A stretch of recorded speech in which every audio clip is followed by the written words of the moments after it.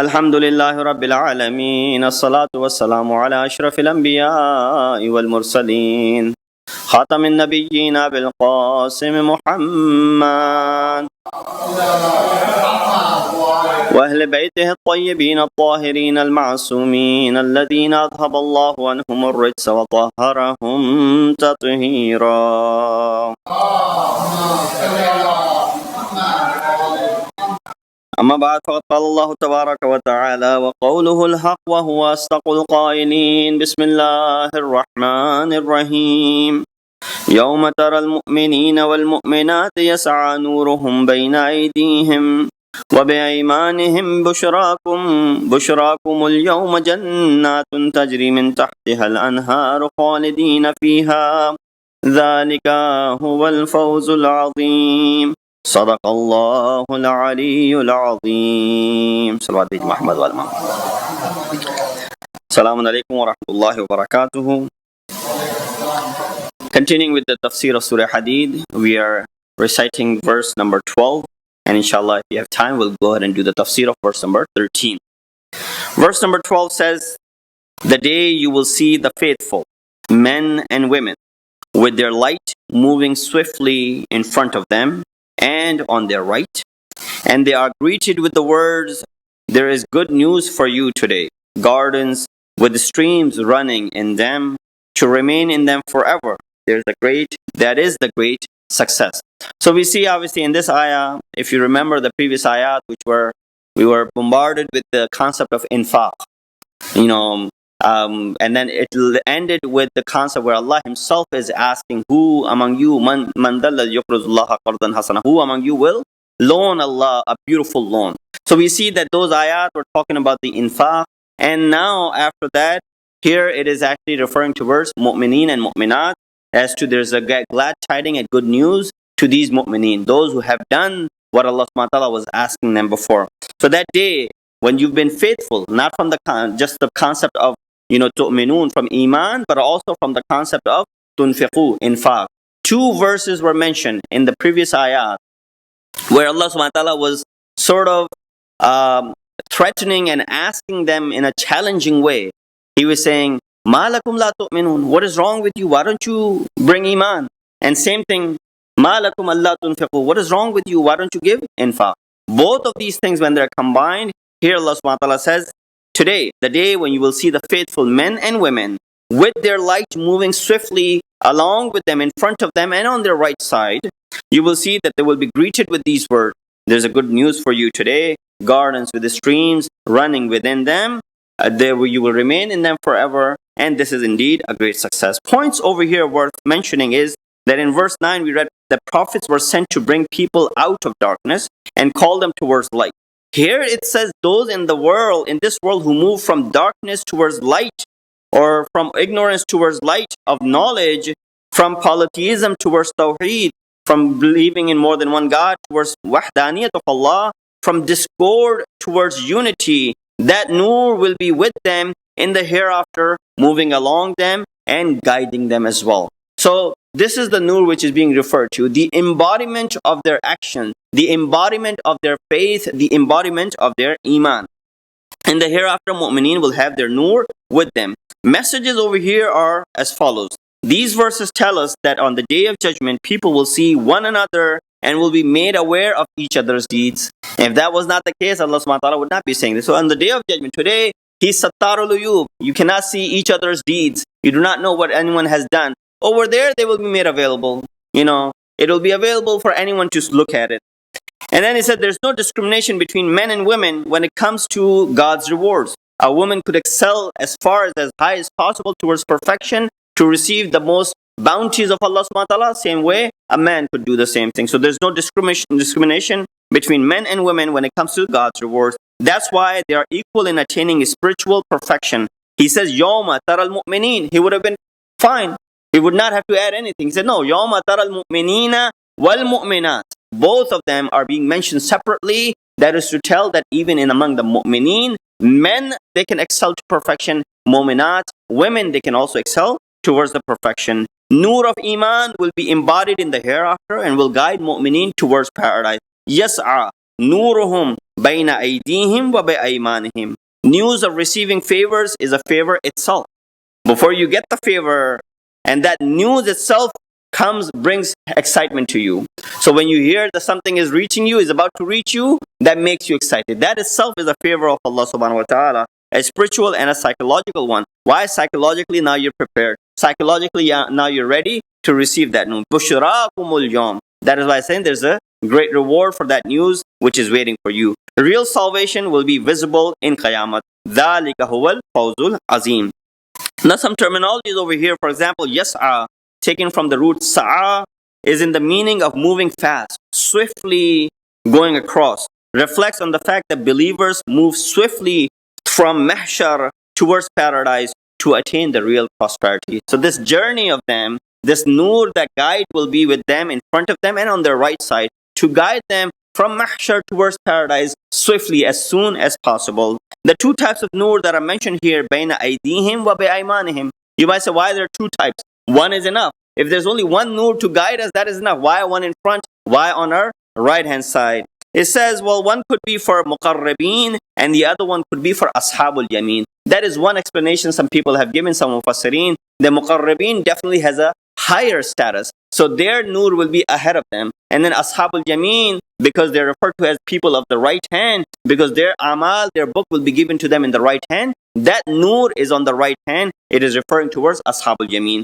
But there's no contradiction if both of these nurs are towards one individual, one guiding from the front and one guiding from the right side. This nur is an outcome of their faith and actions. So there are two things. One is faith and one is action. Could be the faith is from the front and the actions, the amal, are from the right side. Therefore, the light of different anwar will be different. Some is strong and some weak.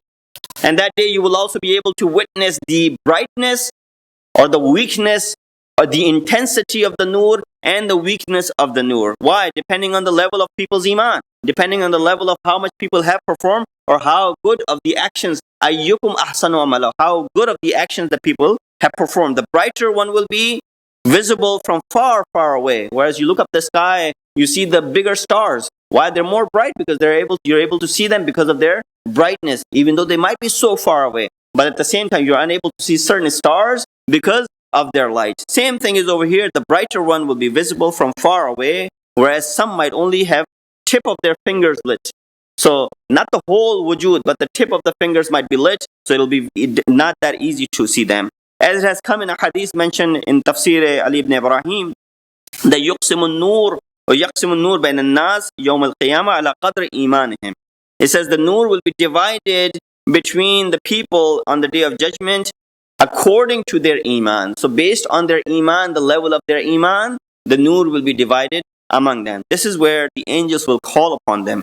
Bushrakumul yawm jannatun tajri min tahtiha al-anhar. And they are greeted with the words, there is good news for you today.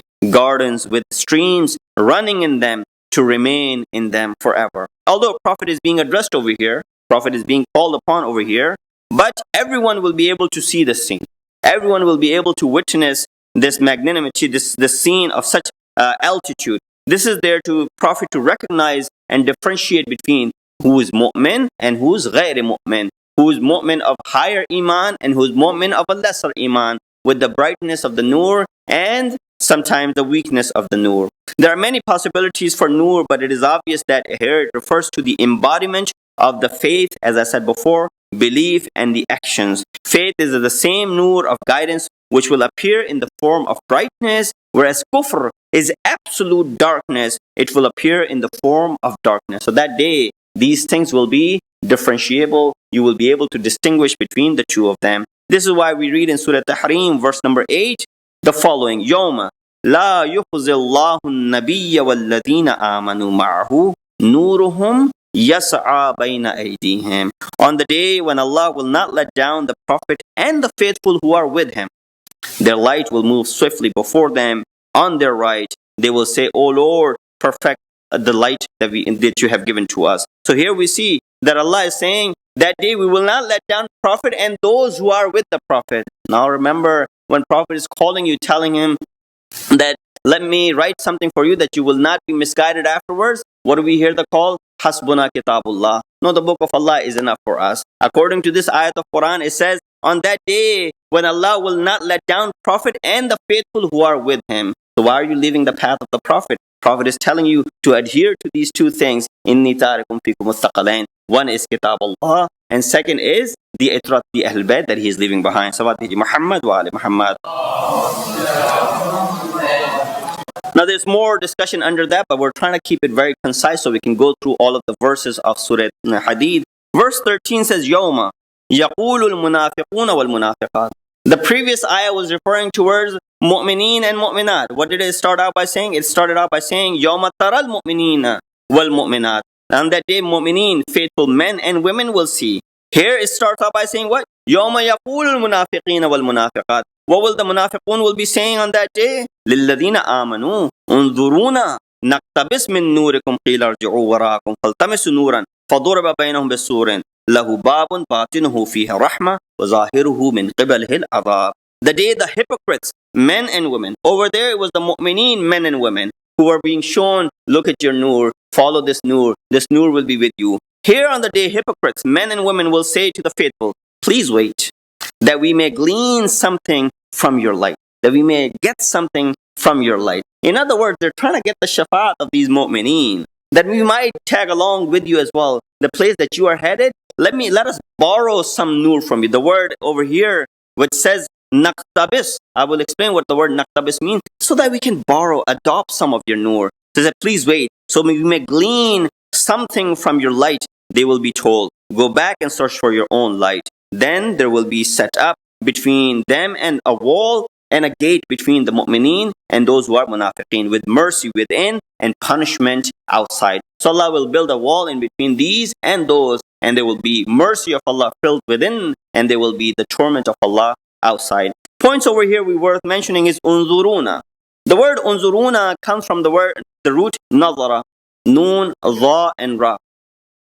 This is where those who are, want to read Arabic and want to learn Arabic, whenever this word comes without the suffix ila, unzuruna ila, nazara ila, whenever it comes without ila, it means to wait or give respite or give some time, muhlat. Whenever you see the word unzuruna without ila, it means to wait, intizar, or to give respite to the people. But when it comes the suffix ila, it means to look. This is where you see the word changes the meaning. So that's why you can't just look at the translation of the Quran or the Arabic wordings of Quran and translate it according to you. And you see two examples of it. One in Surah Baqarah, verse number 162. It says, لا يخفف عنهم العذاب ولا هم ينظرون. Here it came without the word ila. What does that mean? Their punishment shall not be lightened, nor will they be granted any respite. La yanzurun means they will not be given any muhlat. They will not be given any respite. In Surah Muhammad, verse number 22, it says, يَنظُرُونَ إِلَيْكَ نَظَرَ الْمَغْشِيِّ عَلَيْهِ مِنَ الْمَوْتِ. Looking upon them with the look of someone fainting at death. So whenever the word nazara comes with ila, it means to look. Whenever the word nazara comes without the suffix of ila, it means to wait or to give respite. Iqtibas means to pick some fire. Literally, it means to adopt or borrow. These people over there are saying, naqtabis min nurikum, so that we may adopt or we may borrow little bit of your nur. Surun means a high wall or a tower which was built around the cities in the past, so that the intruders and the strangers would not just walk into the same thing. Allah is saying that we will build a surun, this wall or this high tower between mu'mineen and munafiqeen, and so the nur of Allah, or rather the mercy of Allah, will be within, and the azab of Allah will be on the outside. In Qiyamah, criminals will seek help from 4 groups. Not just mu'mineen over here, but 4 different groups. One, they will seek from their arrogant leaders. They will say, as Surah Ibrahim, verse 21 says, فَلَقَالَ الضُّعَفَاءُ لِلَّذِينَ اسْتَكْبَرُوا إِنَّ كُنَّ لَكُمْ تَبْعًا فَهَلْ أَنْتُمْ مُغْنُونَ عَنَّا مِنْ عَذَابِ اللَّهِ مِنْ شَيْءٍ. Then those who are weak will say to the arrogant leaders, indeed, we were your followers. We followed you. Throughout our lives, we were after you, running after you, following your footsteps. So will you avail us against the punishment of Allah the wise? No, they will not be able to avail. This is Surah Ibrahim, verse 21. Second, the criminals the mujrimeen rather, will seek help from the second group of believers, as we mentioned in this Surah Hadith, verse number 13. لِلَّذِينَ Amanu unduruna naktabis min nurikum. They will be calling upon those mu'mineen who are going along with their nur, so that we may borrow and adopt some of your nur, so that we can also cross this line and cross this bridge, so that we may also be among those who are the pious or who have achieved salvation. Please wait, so we may glean something from your light. Third, they will be seeking from the angels guarding the hell. There will be angels standing at the door of hell, or at the guarding the hell. They will be saying in Surah Ghafir, verse 49, وَقَالَ الَّذِينَ فِي النَّارِ لِخَزَنَةِ جَهَنَّمَ أُدْعُوا رَبَّكُمْ يُخَفِّفْ عَنَّا يَوْمًا مِنَ الْعَذَابِ. The dwellers of hellfire will ask its keepers, pray to your Lord to relieve us from the torment at least for one day. So these are the three first groups that these mujrimeen will be asking for. Their arrogant leaders, the mu'mineen, as well as the angels guarding the hell. Lastly, they will also be referring towards shaitan. They will also be asking from shaitan in a mocking way, though. They will be asking shaitan to do shafaat for them, but in a mocking way. What does it say? Condemning shaitan and blaming him for their suffering, saying, you misguided us, therefore you should bear the torment, not us. Shaitan will reply by saying, فَلَا تَلُومُونِي وَلُومُوا أَنفُسَكُمْ مَا أَنَا بِمُصْرِخِكُمْ وَمَا أَنْتُمْ بِمُصْرِخِي. Do not blame me, but blame yourselves. I cannot help you, you cannot help me today. So we see the four groups of people will be referred to by these mujrimeen, but none will be availed. Their best chance was the mu'mineen, but even the mu'mineen will turn around and say, go search for your own nur. This nur is only for us. Salawat Muhammad wa ali Muhammad. Messages that we learn from this ayah is that nifaq, or hypocrisy, illness of hypocrisy, doesn't recognize men or women. Both could be munafiq. That's why Allah separately mentioned al-munafiquna wal-munafiqat. So this munafiqat, this hypocrisy, could be in the heart of mu'mineen, or in the heart of munafiqeen, men, and in the heart of women who are munafiqat. That's why Allah is separating the two. The same way He separated the iman of mu'mineen and mu'minat, mentioning separately that both can attain the highest of the statuses, the both can also dwell down to the lowest, asfal as-safilin. Those who weren't ready to leave darkness of ignorance and shirk and disunity in this world will be in the darkness of the hereafter as well. They will run after others, asking them for their nur. Unzuruna naqtabis min nurikum. Please give us some of your nur. Condemnation and humiliation of hypocrites in Qiyamah is both with words and with action. It's not just that Allah is condemning them with words. You know, these words are being used, severe words. No, also with the actions. Two things. They were told, run back, go back to where you came from. And there will be a wall built for them. They will remain over there and they will be receiving the adhab. So hypocrisy and those who are hypocrites in Qiyamah, condemnation and humiliation are both with words and with actions as well. Hypocrites in this world will portray to be with the believers, apparently.